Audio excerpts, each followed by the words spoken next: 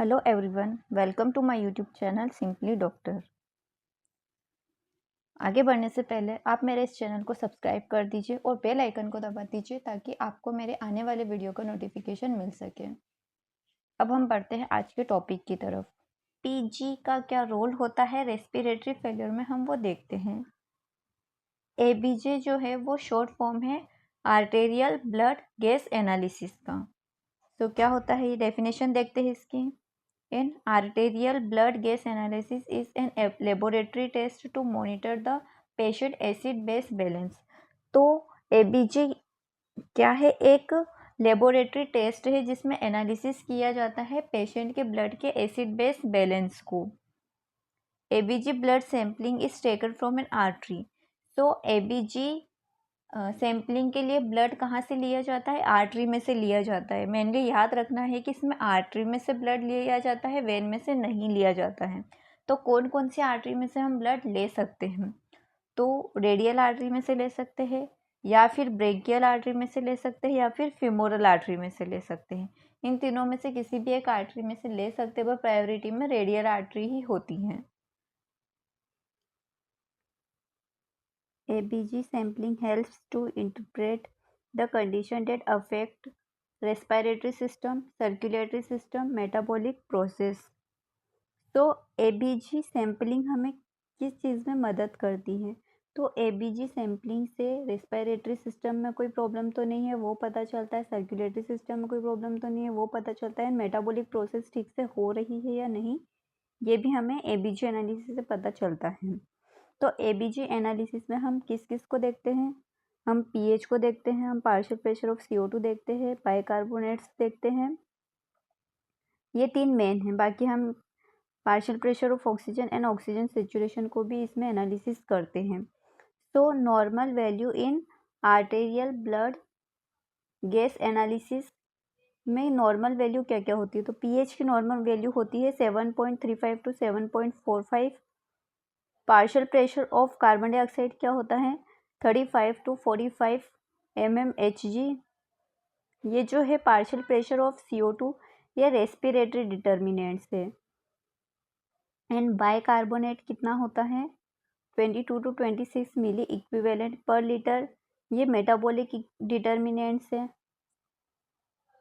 यानी कि partial pressure of CO2 में अगर कुछ अप डाउन हुआ तो इससे हमें रेस्पिरेशन का पता चलेगा कि रेस्पिरेशन में कोई प्रॉब्लम तो नहीं है। और अगर बाइकार्बोनेट्स में कुछ प्रॉब्लम आई, बाइकार्बोनेट्स का लेवल अप डाउन हुआ, तो उससे हमें पता चलेगा कि मेटाबॉलिक प्रोसेस ठीक से हो रही है या नहीं हो रही है। नेक्स्ट है पार्शियल प्रेशर ऑफ ऑक्सीजन, तो वो कितना होना चाहिए नॉर्मल, तो वो होना चाहिए 80 to 100 millimetre mg। Oxygen saturation कितना होना चाहिए 94 टू 100%। देखते हैं goals of ABG analysis. ABG analysis हम क्यों करते हैं, टू आइडेंटिफाई इफ एल्केलो इसमें हम क्या आइडेंटिफाई करते हैं एबीजी एनालिसिस में कि एसिडोसिस हुआ है या एल्केलोसिस हुआ है ब्लड में, रेस्पिरेटरी में प्रॉब्लम है या फिर मेटाबॉलिक कोई प्रॉब्लम है, और रेस्पिरेशन और मेटाबॉलिज्म एक दूसरे को अनकम्पनसेट कर रहे हैं या फुली कंपनसेट कर रहे हैं या पार्शली कंपनसेट कर रहे हैं। तो इन तीनों के बारे में हमें जानकारी मिलती है एबीजी की एनालिसिस से। देखिए हमारी जो किडनी होती है और लंग्स होते हैं, how lungs and kidney help each other.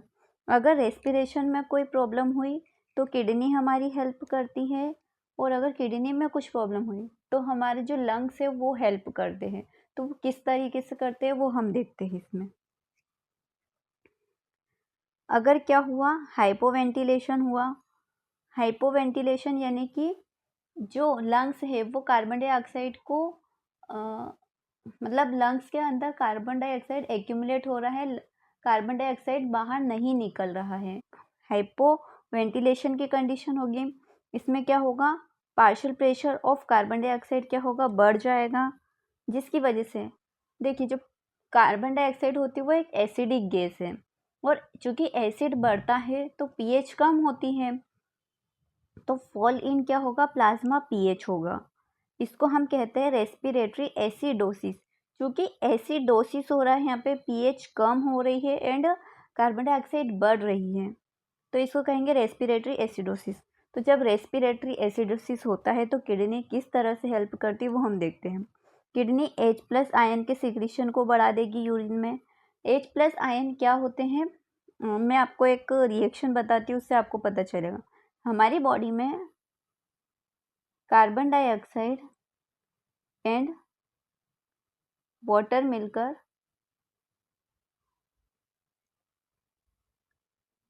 एक कंपाउंड बनाते हैं। हमारी बॉडी में कार्बन डाइऑक्साइड और वाटर की रिएक्शन से H2CO3 बनता है, बट ये H2CO3 अनस्टेबल होता है, ये फर्दर ब्रेक डाउन हो जाता है इसका H+ में और HCO3- में। तो चूंकि यहाँ पर कार्बन डाइऑक्साइड के कारण H+ आयन का लेवल बढ़ रहा है, तो कार्बन डाइऑक्साइड क्या है, एक एसिडिक गैस है। तो किडनी क्या करेगी, ये जो बढ़ा हुआ H+ आयन है इसको सीक्रेट करेगी, और जो बाइकार्बोनेट है इसको क्या करेगी, एब्जॉर्ब करेगी। बाइकार्बोनेट का रीएब्जॉर्प्शन करवाएगी, H+ आयन का सिक्रीशन करवाएगी। अब जब बाइकार्बोनेट क्या होंगे, एब्जॉर्ब होंगे, चूंकि बाइकार्बोनेट होते हैं बेसिक इन नेचर। इसकी वजह से पीएच क्या होगी, बढ़ेगी। पीएच बढ़ने का मतलब है कि बेस जो है वो बॉडी में बढ़ेगा, और क्या हो जाएगा, मेटाबॉलिक कंपनसेशन हो जाएगा, किसके बीच में, लंग्स के बीच में और किडनी के बीच में। इसको बोलते हैं फुल्ली कंपनसेशन। अब क्या हुआ, अगर रीनल फेलियर हो गया तो क्या होगा, लॉस ऑफ बाइकार्बोनेट हो जाएगा और रिटेंशन ऑफ H+ आयन हो जाएगा, जिसकी वजह से पीएच क्या हो जाएगा, कम हो जाएगा। क्योंकि जब भी हाइड्रोजन आयन की कॉन्सेंट्रेशन बढ़ती है तो पीएच कम होती है। अब पीएच कम हुआ तो इसको बोलते हैं मेटाबॉलिक एसिडोसिस। चूँकि ये किडनी से रिलेटेड है इसलिए इसको क्या बोला गया है, मेटाबॉलिक एसिडोसिस कहते हैं इसको। अब क्या करेगा, लंग्स करेगा। लंग्स कैसे कंपनसेट करेगा इसमें, तो लंग्स करेगा हाइपर वेंटिलेशन। अब हाइपर वेंटिलेशन में क्या होगा, हाइपो वेंटिलेशन में कार्बन डाइऑक्साइड जो है वो लंग्स के अंदर स्टोर हो रहा था, but in hyper ventilation carbon dioxide क्या होगा, बॉडी से निकलेगा, है ना। तो decrease in partial pressure of carbon dioxide, carbon dioxide के पार्शियल प्रेशर में क्या हो जाएगी, कमी आ जाएगी, जिसकी वजह से फिर से क्या हो जाएगा, पीएच प्लाज्मा का बढ़ जाएगा, और इसको कहते हैं रेस्पिरेटरी कंपनसेशन। तो जब भी हमारी बॉडी में एसिडोसिस या एल्केलोसिस होता है तो लंग्स एंड किडनी दोनों एक दूसरे की हेल्प करते हैं एंड एक दूसरे को कंपनसेट करते हैं। अब हम देखते हैं ROME method of ABG interpretation. ABG interpretation की एक और मेथड होती है जिसे रोम मेथड कहते हैं। अब रोम किसको इंडिकेट करता है वो हम देखते हैं। तो R for respiratory, O for opposite, M for metabolic and E for equal. तो इसमें हम देखते हैं क्या होता है, जब भी हमारे प्लाज्मा में partial pressure of carbon dioxide बढ़ता है तो पीएच कम होती है, जिसकी वजह से रेस्पिरेटरी एसिडोसिस होता है। और जब partial pressure of carbon dioxide कम होता है तो पीएच बढ़ती है, जिसकी वजह से रेस्पिरेटरी एल्केलोसिस होता है। एल्केलोसिस मतलब बेस बढ़ रहा है, बेस बढ़ता है तो पीएच बढ़ती है, और पीएच बढ़ती है तो एसिड कम होता है। यहाँ देखेंगे बाइकार्बोनेट्स, तो बाइकार्बोनेट्स कम हो रहे हैं यानी कि पीएच क्या होगी, कम होगी, जिसे बोलते हैं मेटाबॉलिक एसिडोसिस।